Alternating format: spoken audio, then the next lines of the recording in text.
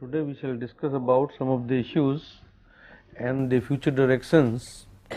of enzyme technology that we are likely to face in near future. So far we have been talking about the status of enzyme technology as is being practiced in the industries as far as the application of enzymes are concerned in different sectors of their application. Now, the issues that I will be talking today are essentially ones which are still posing challenge and are restricted to laboratory investigations so far, and it is likely that some of them in a very short time will come out as a industrial processing concepts. Now, the first issue that I want to draw your attention is the bioprocessing with cofactor linked enzymes, and as I mentioned earlier that a large number of enzymes that are known are essentially mediated through coenzymes or cofactors, as we know, and most of the applications that we talked earlier, they are related to only hydrolytic enzymes which do not require cofactors, of course with the sole exception of glucose isomerase, which is an isomerase and does not require it also does not require cofactor. Now, the large number of cofactor linked enzymes therefore open a big challenge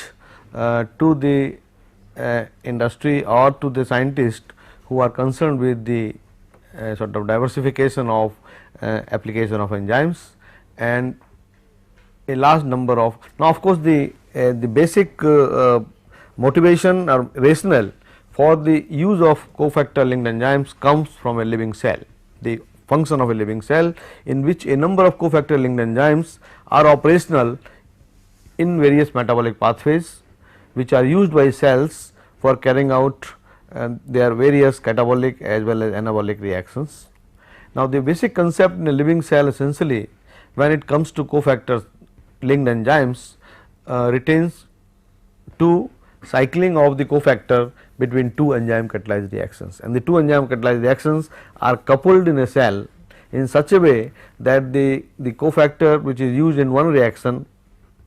in one direction is recycled back through the another reaction with which it is linked, and the total equilibrium is in favor of the desired intermediate that are required to be synthesized by the cell. Now, just to mimic that,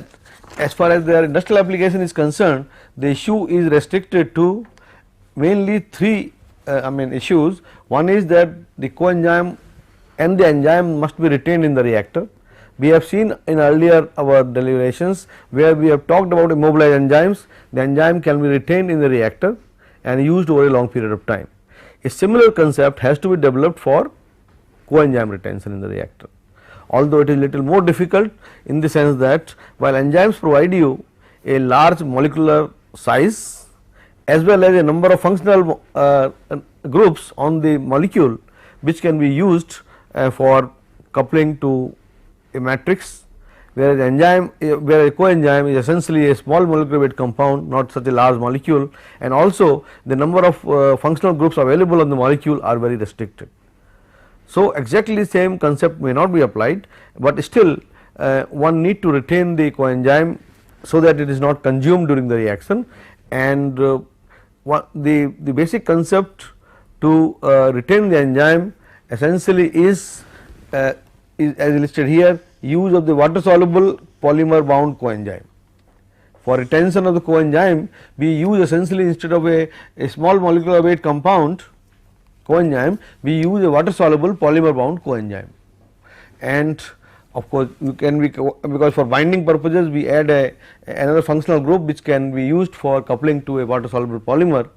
which may not be essentially present on the coenzyme original coenzyme as it is, and therefore you need an analog. That means, when I say analog, I am referring to that there is some structural modification, chemical structural modification, but the coenzyme function, the role of coenzyme is retained by the molecule. The second issue is regeneration of the coenzyme. Now, the regeneration of coenzyme like in a living cell can be carried out by coupling two enzyme catalyzed reaction, as you see here. Now, in a in a, let us say, membrane reactor in which a reaction has to be carried out. I have just illustrated a general redox reaction AH plus B going to A plus BH. There is a oxidation of AH and reduction of B, and this can be done by two enzymes. One of them your oxidizes A and produces your A oxidizes AH and produces A, whereas the other one reduces V, of course using the same cofactor in the reverse direction. And such a thing, and if this coenzyme what we are talking about, let us say here if it is NAD, now this has to be coupled to a polymer, so that the enzyme is not, the coenzyme is not lost during the use. Then of course, I think another important feature is that the product need to be separated to drive the coupled reaction, and of course the separation of product is mediated by using of a membrane reactor, in which the high molecular weight enzyme as well as the coenzyme, which is now made to be high molecular weight, is retained in the reactor, and thereby the product can be separated from the reaction mixture, and the reaction can be driven in the desired direction. Now, just to illustrate the point with one of the examples I have given, although I mean there is a lot of chemistry involved, because different people have proposed different kind of chemical reactions, but just to illustrate the point, of course I am not interested to I mean give you detailed chemistry, but it is just as a concept. For example, here you take a water-soluble polymer polyacrylamide, which is a water-soluble polymer. This is derivatized by hydrogen hydrate to polyacrylamide hydrazide, and this polyacrylamide hydrazide then is coupled to a cofactor, a coenzyme NAD, which is derivatized by in the form of carboxymethyl NAD. So, therefore, a carboxymethyl group is generated here, and carboxymethyl NAD is then activated by carbonamide, the familiar reaction which you are familiar with the carboxylic group containing enzymes, by activation by carbonamide, and therefore, you get an activated coenzyme molecule. A carboxymethyl, which is a NAD analog, is activated using carbonamide under acidic conditions to give you an activated NAD. You can call it NAD activated. Now, this activated NAD is then coupled with the polyacrylamide hydrazide, and this on coupling gives you a water soluble large molecular weight coenzyme analog, which is functionally compatible with the dehydrogenase with which we want to use, and similar systems can be I mean sort of designed for use. Now, a typical reaction setup, of course, it describes a typical laboratory setup in which a stirred cell type of ultrafiltration system has been used, and your A is a feed reservoir. It is passed through a valve which can either direct the reaction vessel either to the reservoir or to the cylinder for pressure. It can have both the directions, and of course, the reaction can be carried out at high pressure, and the reactor contains your the polymer bound coenzyme, the substrate, and the two enzymes. Now, when the reaction goes on, and that means what essentially we are saying that we are carrying out reaction in a CSTR, and when the reaction goes on, the product formed is left out, I mean sent out in through the as a permeate in the ultrafiltration cell. The enzyme and the coenzyme, polymer bound coenzyme, is retained in the reactor, and the substrate can be fed continuously by concentration by pressure gradient in the reactor and the vessel, and the reactor can be continued over a long period of time.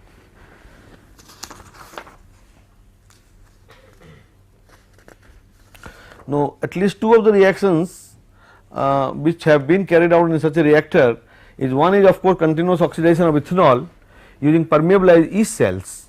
Now, the yeast cells, when they are permeabilized, that means the lipid on the membrane is dissolved by a solvent, and it becomes freely permeable to various substrates. That means it has lost its permeability barriers for substrate and product exchange, and they are used, and in fact it has been shown to give some kind of an enzymatic activity which can be called as NADH oxidase, something like that, which oxidizes the reduced NAD into oxygen along with some like an oxidase activity, and which generates hydrogen peroxide. And this hydrogen peroxide to break down requires peroxidase, or else it will inactivate the original enzyme alcohol dehydrogenase. So, in the same reactor system, if you use ethanol, polyacrylamide hydride coupled to NAD and peroxidase, you can get a net conversion oxidation of ethanol to acetaldehyde. And the profiles here shown, they give you the profile. Now, the kind of reaction progress, this is in reaction progress in hours. In the first profile, there is no peroxidase added, which essentially means as soon as the reaction starts, the hydrogen peroxide produced inactivates the alcohol dehydrogenase, and the reaction goes back to original, no further reaction takes place. Only when you add hydrogen peroxide, here hydrogen peroxide or peroxidase has been added, you get a reaction going on to a sizable extent until the time, again because of some reasons the either the enzyme has leaked out and the the substrate this alcohol concentration again builds up and there is no reduction. And in the third case, the system was improved by treatment of the cells, the alcohol dehydrogenase cells containing cells, by glutaraldehyde, which essentially was aimed at to fix the alcohol dehydrogenase onto some cellular organelles, and thereby making it almost in the form of an immobilized enzyme, so that it does not leak out. And you can see the clear advantage that the reaction is extended to over a large period of time comparatively, and but again still it goes. And basically what I am trying to show is that although the system can be demonstrated for 8 hours, 10 hours, but still there are some problems which are not still so far understood. What happens in the case of cofactor cycling? Essentially the concentration here is very, very small of NAD, and therefore the cycling is taking place, there is no doubt, but because you are ultimately you have reduced the concentration, let us say from 100 millimolar to an extent of about 70 millimolar, which means 30 millimolar concentration has been reduced,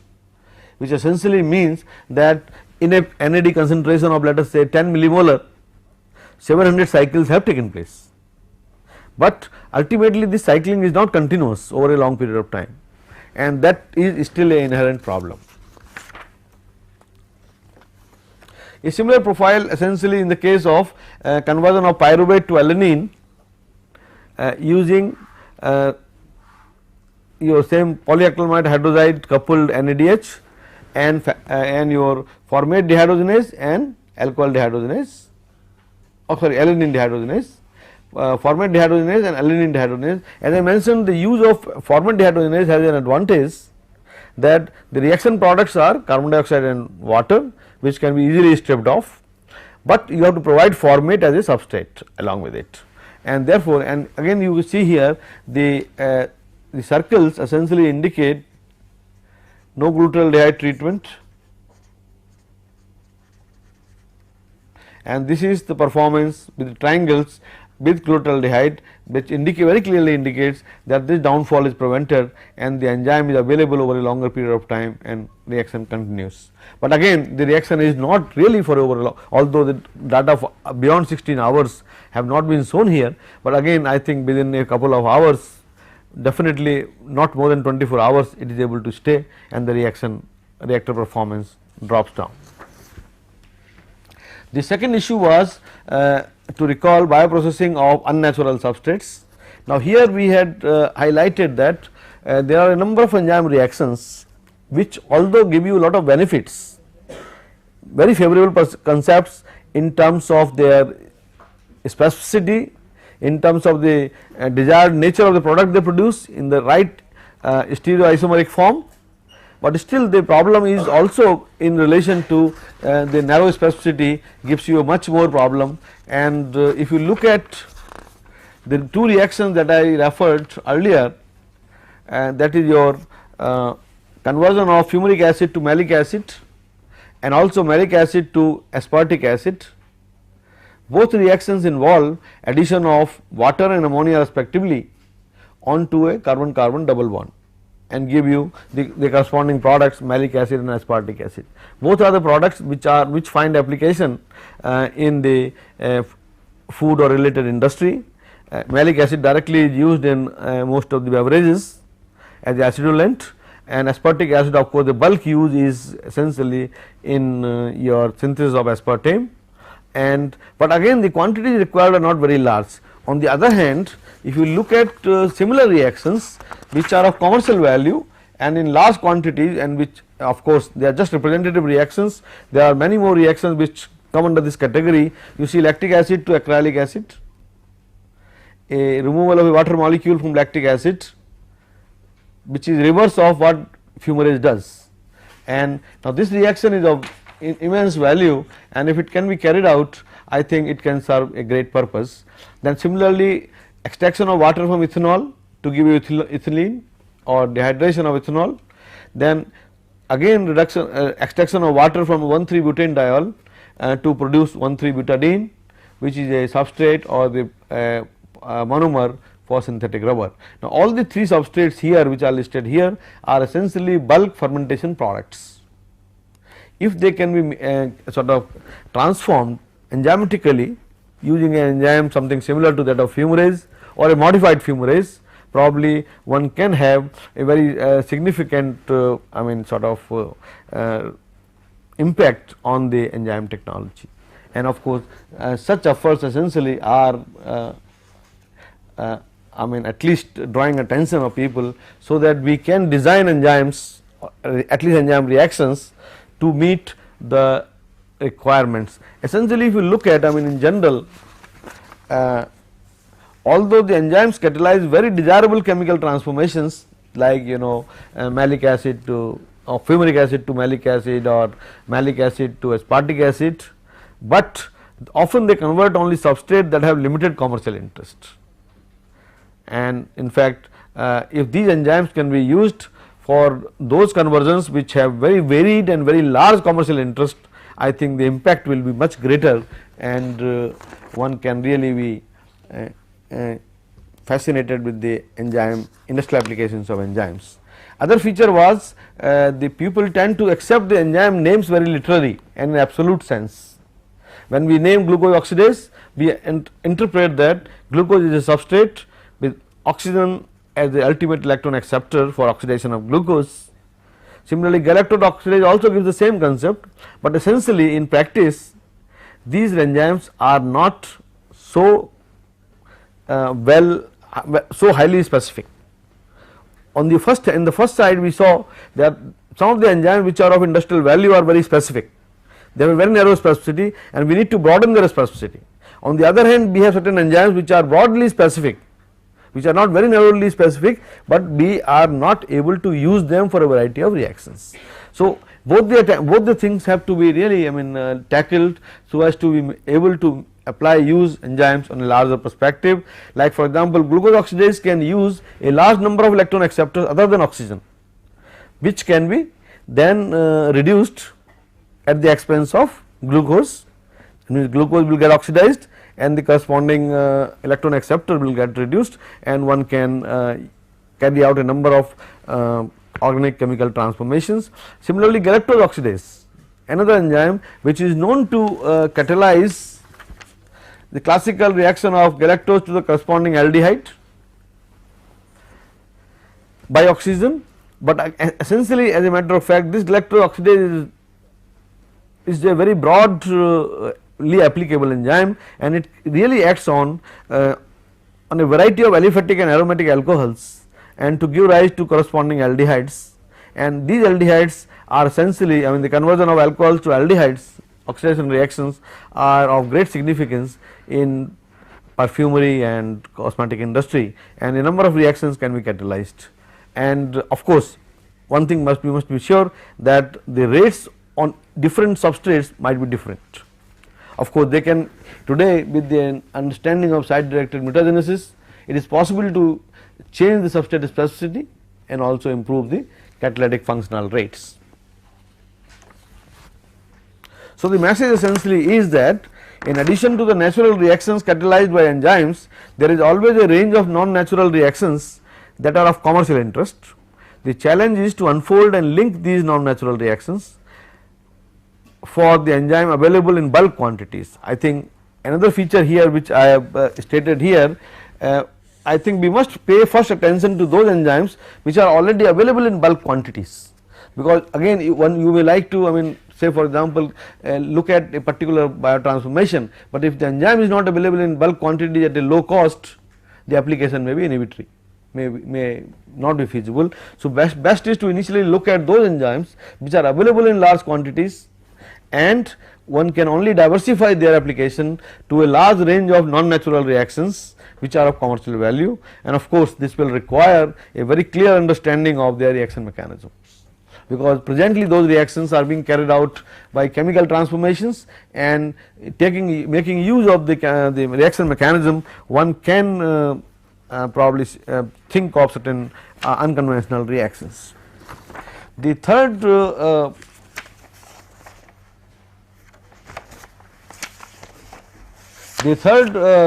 interesting area was, which I was wanted to talk about, bioorganic synthesis using enzymes in microaqueous medium. Now, normally we understand that enzymes are operable in aqueous medium, and the basic reason is that a large number of non-covalent interactions that we are familiar with the enzyme structure are through interaction of the enzyme molecule or the enzyme protein with the water molecule, and water is a requisite species in the case of maintenance of a conformation of an enzyme molecule and to carry out the chemical or biochemical reaction. But essentially the major concept, and of course such a perception in the earlier days was essentially based on a very limited understanding of the enzyme structure and function, and the limited understanding was that people had looked at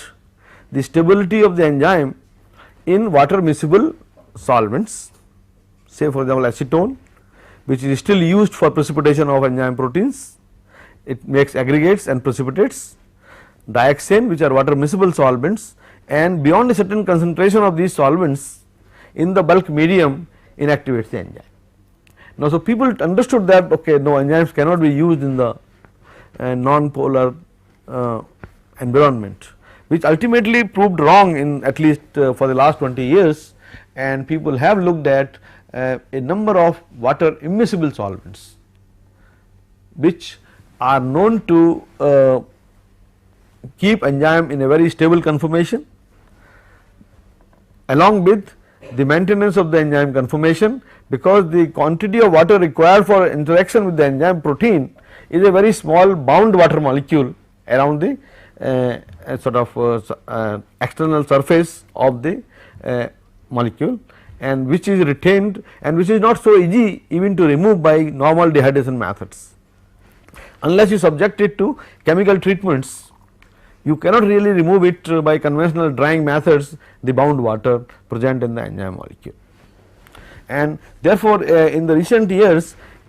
very big of course a number of applications have already emerged here, but again on a limited scale, and probably the scope it offers is much larger than it is being practiced today. Some of the advantages of organic media for biocatalysis are, one is many of the reactions which require non-polar substrates, lipids mainly, are very difficult to be carried out in aqueous medium because they are not soluble, or the concentrations that will be soluble will be very small. So, if you want to carry out those reactions in high concentrations, you need a non-polar bulk medium, and they can be, substrate can be dissolved, and then they can be used in the for enzymatic catalysis. The another major advantage is the hydrolysis can catalyze synthetic reactions. That means, in the absence of water, for hydrolysis, which essentially require water as a second substrate, all hydrolysis will require for hydrolysis reactions water as a reactant. If the water is stripped off or is not present, then the reaction can go in the reverse direction, and instead of hydrolysis, synthesis can be used. And in fact, it is in this area a very significant applications have emerged, and where the ester synthesis has been carried out even commercially, in fact for some of the very high value products, and particularly more importantly for resolution of racemic mixtures. which we know that the enzymes are able to recognize one of the isomers, the resolution can be carried out in the case of a chemically synthesized racemic mixture. Then many of these can be used for modification of enzyme specificity as far as the reactions is concerned in the organic medium. It has been also seen that when you subject an enzyme molecule into a anhydrous organic solvent, the enzyme becomes very rigid. If you put the enzyme protein, an enzyme molecule into aqueous medium in a buffer, the molecule is highly mobile. It interacts with the water molecules freely and it is very mobile, but when you put in a organic non-polar medium, its mobility is drastically reduced. In fact, one of the major scientists working in this area, he has even called as rocks in the organic solvent. The molecule becomes so rigid that the structure is very rigid and its sort of deactivation is impossible. The molecule becomes rigid, it does not deactivate, it retains its activity, and that is one of the advantages. And of course, during this rigidification, lot of modification in the substrate specificity also occurs, and this has been noted in many cases. And of course, coincidentally, bulk of the studies in use of enzymes in the non-polar medium has been in the area of hydrolases, mainly lipase and proteases. They are the two class of enzymes, lipases and proteases, which have been extensively studied for variety of reactions. I think I will illustrate you with some of the examples. Then of course, reduction of side reactions catalyzed by water. When water is not present, any reaction catalyzed by water is inhibited. Then higher stability, both thermostability and no problems with the microbial contamination, because the solvent itself will act as a sort of a preservative and will not allow any microbial contamination to take place, and the enzyme can be stored over a long period of time. Even operational stability is improved, as I mentioned that the conformation become very rigid, it is not possible to alter it during reaction, the mobility is lost. Then of course, another major important factor is better integration with the chemical steps in a synthetic sequence. Many of the where you want to use enzyme as a part of a sequence of reactions in an organic chemical synthesis, where the substrate is coming already dissolved in an organic solvent, you can always integrate enzymatic reaction in the sequence of steps. Otherwise, it was difficult earlier, because if the, let us say, substrate is coming in the solution form in an organic solvent, you need to remove the organic solvent, put it into water medium, and then carry out the reaction, which is practically not feasible, but which can be made feasible if you use the advanced enzymes in the organic medium. Now, some of the alternative ways in which enzymes can be used in the organic solvents are shown here. Now, if you look at the first one, the A, it is a homogeneous system containing individual enzyme molecules, water and water miscible organic solvent. Typical example is acetone water mixture. You take ethanol water mixture, put the enzyme, carry out the reaction. Of course, such a system practically is not very attractive, because as I mentioned, they tend to inactivate the enzyme, because water miscible solvents often tend to disturb, extract the bound water layer of the enzyme, and thereby the conformation is disturbed. The second is the use of enzymes in two phase systems, an organic and a water two phase system, and where the enzyme essentially is present in the aqueous phase, the substrate is present in the non aqueous phase, make an emulsion by agitation or use of surfactant, and then carry out the reaction, bring the enzyme and the substrate in close proximity, and you can carry out. The C, the third configuration is the enzyme immobilized on water containing porous particles surrounded by organic solvents. That means you use a hydrophilic support, and the hydrophilic support will contain the enzyme particles immobilized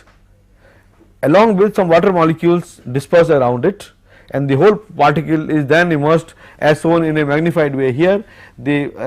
enzyme particles which are hydrophilic contain both the water molecules around the enzyme, and they are suspended in the bulk organic medium. the shaded portion indicates the organic medium, and the blank period, the blank spaces are indicated by water medium, and the enzyme particle are shown as marked E. The fourth configuration is the mobilization of the enzyme particle on a hydrophobic matrix, where there is no water present in the proximity of the enzyme molecule, and it is a hydrophobic matrix, and the enzyme is sort of immobilized in a hydrophobic patch, and it is suspended then in the organic solvent. The fifth one is solid enzyme particles suspended directly into, you take enzyme particle, dry it and suspend it into solvent, and because they are not soluble, they will tend to form lumps, aggregates, and that is what these aggregates are shown, and but they can be used to carry out the reaction. Then the sixth one is that you make reverse micelles by use of a surfactant. You take your in the microemulsion form, and inside the reverse micelle you have the enzyme entrapped in the water cells. That means the enzyme experiences an atmosphere which is hydrophilic in nature, but the whole reverse micelle is surrounded by the organic solvent. Can you please explain this? This is the enzyme entrapped in the reverse micelle. Reverse micelle of what? Reverse micelle just like a water in oil emulsion, and whereby you have your enzyme entrapped within, you see in the reverse micelle the amphipathic molecules, they make a structure whereby all the tails, hydrophobic tails, they extrude outwards towards the bulk organic solvent, and the polar heads are all surrounded, all made into a small network, and within which the enzyme particle is trapped, and some water is also entrapped within the cell, and therefore the enzyme remains stable almost as if it is experiencing an aqueous phase, but essentially the whole particle as a micelle, as a particle, is immersed in the organic phase.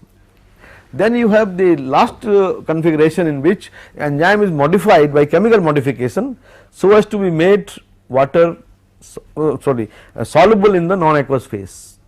One of the well known reported method is modification of enzyme by coupling to polyethylene glycol. Now, if you couple polyethylene glycol, the whole enzyme molecule becomes soluble in a non-aqueous phase, and then it can be put into a organic medium, and of course then it works almost like a soluble enzyme, but in non-aqueous phase. But again, during covalent modification of this enzyme, you lose lot of activity, and there might be some change in the conformation so as to alter the substrate specificity in the process. Now, if you look at some kind of the structural understanding of the enzyme, what happens when we mobilize either on a hydrophilic or a hydrophobic. Now, most of the enzymes in organic phase are essentially used in immobilized form. Now, if you look at here, this is a free soluble enzyme. As I mentioned earlier, the enzyme molecule essentially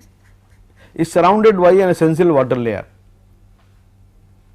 and this water layer is essential for the enzyme conformation and activity. Now, when the bulk solvent is water and the continuous phase is water, there is no disturbance on this surrounding layer, and the enzyme remains stable for a reasonable period of time. Of course, due to thermochemical reasons it might get inactivated, but for some time it remains. Now, when you mobilize the enzyme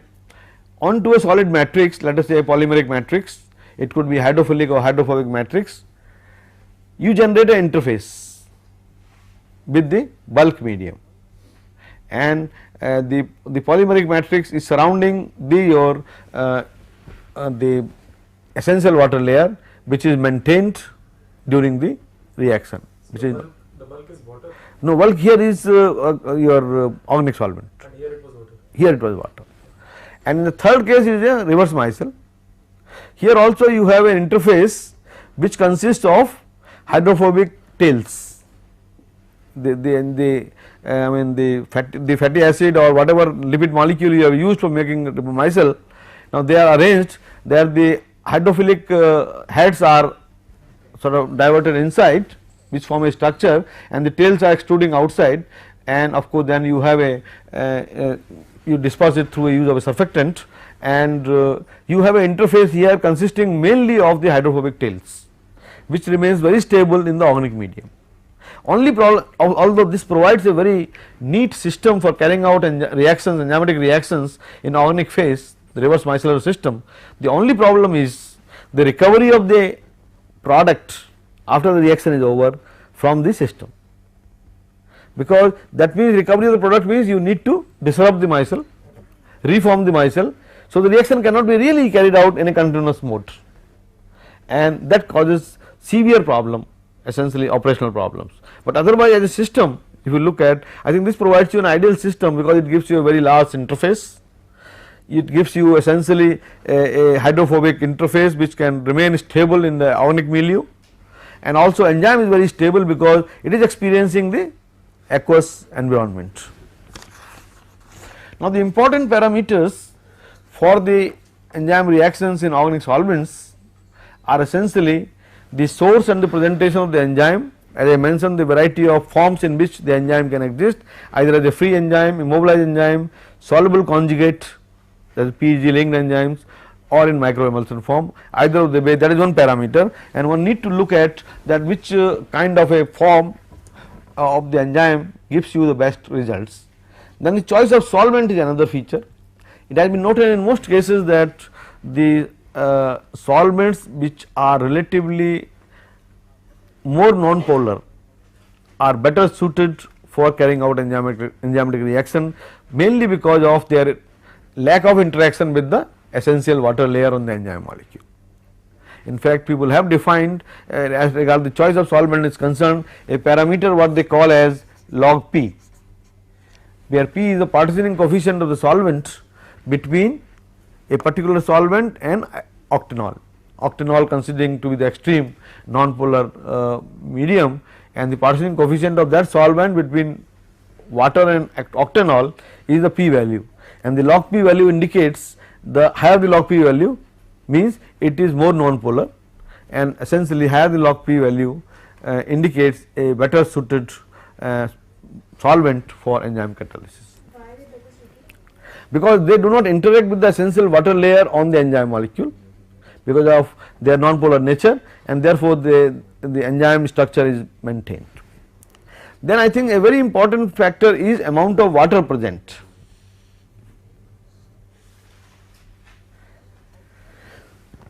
I mean, for almost all reactions, when we come to carry them out in organic solvent, we also need a very small quantity of water which plays a key role in the catalytic function of the enzyme. Now, essentially it is a question of debate whether this amount of water required is to maintain the essential water layer in equilibrium, or there are some other catalytic functions which require water molecules by the enzyme. Because so far if you look into reaction mechanisms of enzymes, excepting for maintaining the enzyme structure, water has not been seen to play any role. But once if we say that you have a very high log P value of the water solvent which has no miscibility with the water, it will not disturb the essential water layer, but still a small quantity of water is required in the organic solvents to maintain the catalytic function, and this can be, there are number of approaches which has been made to provide that small quantity of water, and also to strip the water produced in the reaction. When you talk of hydrolysis being used in the reverse direction for synthetic purposes, water will be produced, and this water need to be essentially removed. On the other hand, there is the optimum water concentration which are required, but when water is produced, water has to be removed rather than being added. Then of course pH is another feature, but as you will appreciate that when you carry out enzyme reaction in an organic solvent, the role of pH becomes limited, in the sense that as we saw earlier, the effect of pH on enzyme kinetics, the major role was ionization of the amino acid residues in the enzyme protein. Now, an organic solvent, a non-polar solvent will not really allow ionization to take place, and therefore pH theoretically must not play any role. But the role of pH in the case of enzyme reaction in organic solvents has a different connotation, and the connotation is that it has been reported by some workers that enzymes unlike many other small molecular weight chemical compounds, possess a memory with respect to certain physical features, say for example pH. Now, you see, for dispersing the enzyme into a ionic solvent, you are starting from an enzyme which is already dispersed in some porous solvent, some aqueous medium, and whatever pH was of that medium, the enzyme retains that pH in the memory, and the functional aspect of the enzyme when it is transferred to your non-polar medium remains at the same pH. So, essentially you can make different enzyme preparations starting from initial pH in the water medium, which have different functional capabilities, and by changing the enzyme memory with respect to pH. Similarly, temperature and of course nature of substrate also are important parameters, just and they have the similar features as we saw in the case of your water in aqueous medium. I think I will shift over. Just to illustrate one of the reaction system which we did some work here in IIT itself, and the enzyme reactor system which was developed here and used for a number of reactions which I have skipped is consist of a stirred reactor in which silicon tubing is dispersed into the organic phase, and silicon tubing essentially, while it is non-porous to most of the substrates in the product, but is porous to water vapors. And what we do through silicon tubings, we sort of recirculate a saturated salt solution which is known to have a definite water activity. In fact, even in the case of humidifiers and all that, for calibration of the humidifiers, we use saturated salt solutions, and each salt, when you make a saturated salt solution, has a definite relative humidity, and those salts are circulated so as to maintain a constant water activity in the reactor, and you can control water activity. And that means essentially this saturated salt solution, if more water is produced, will take up water, and when water gets depleted, it will provide, it will act almost like a water buffer, just like a buffer for salt acids and bases. This acts like a buffer, and one can control water activity in a reaction system, in organic reaction system, and you can carry out the reaction at a constant water activity. Of course, a number of enzyme catalyzed reactions have been reported, like lipases for ester synthesis, interesterifications, transesterifications, resolution of racemic mixtures, because each enzyme has a specificity towards one of the isomers. So, enzymes can be, the substrates can be resolved into the respective isomers. Proteases for peptide synthesis, oxidases for variety of reactions, for example cholesterol to cholestanol, butanol to butanaldehyde, phenyl phenol to phenol formaldehyde reagents, cresol to orthoquinone, and ethanol to hydrogen peroxide. Even transferases have been used in organic medium for sucrose to leaven, a polymer, and glucose to fructose isomerization. Again, this has been shown to shift the equilibrium constant from 50% equimolar in the favor of fructose, while when we use in the non-aqueous phase. Another the last feature which I like to share is synthetic enzymes and molecular imprinting. Now, essentially we know that the enzymatic catalytic function has two key roles. One is binding of the substrate, and then certain catalytic function group. So, what we need essentially in the case of a synthetic enzyme is that we must have a kind of a large molecule with a cavity, so that a substrate of definite size can fit into it and mimic a binding process. The other is, in the proximity of the cavity there must be some functional groups which can do catalysis, and of course we know that the enzymes also follow the same kind of reaction mechanisms as chemical catalysts do, all acid base catalysis, covalent catalysis, or I mean your proximity effects, and all those are experienced in enzymatic reactions, and the similar system, similar concepts are being used to synthesize large molecules to mimic the catalytic functions. In fact, one of the most successful attempt has been to use cyclodextrins. Now, the cyclodextrins are essentially cyclic molecules with 6, 7 and 8 glucose moieties coupled together in a starch. That means alpha 1,4 glucoside linkage. If you degrade starch, you will get dextrins, and if these dextrins, assume that if they are instead of linear molecules they are cyclic molecules, we call them cyclodextrins. And the alpha, beta, gamma cyclodextrins are essentially 6, 7 and 8 glucose molecules linked in the cyclic form. Now, the peculiar feature of this is that they makes the cyclic molecules a cavity of definite size, in which you can retain the definite molecules, and these cyclodextrins are being used to attach by covalent coupling some of the chemical groups which can catalyze the reaction. And if you look at the cavity of the cyclodextrin is of course almost of this kind, is almost like a tapered cylinder, and on the surface then they attach a number of functional groups, essentially the same functional groups which are known to be possessed by, of course this is for example a chymotrypsin analog. I mean they have tried to mimic the activity of chymotrypsin, they have named it also Enzyme, and the enzyme some of the functional groups are covalently coupled, which are functional in the case of catalysis, and such a complex is called a synthetic enzyme. And therefore, I mean such many such molecules are today in likelihood of coming out, but of course so far not many enzymes, synthetic enzymes are available which can carry out diverse functions as the normal natural catalyst do.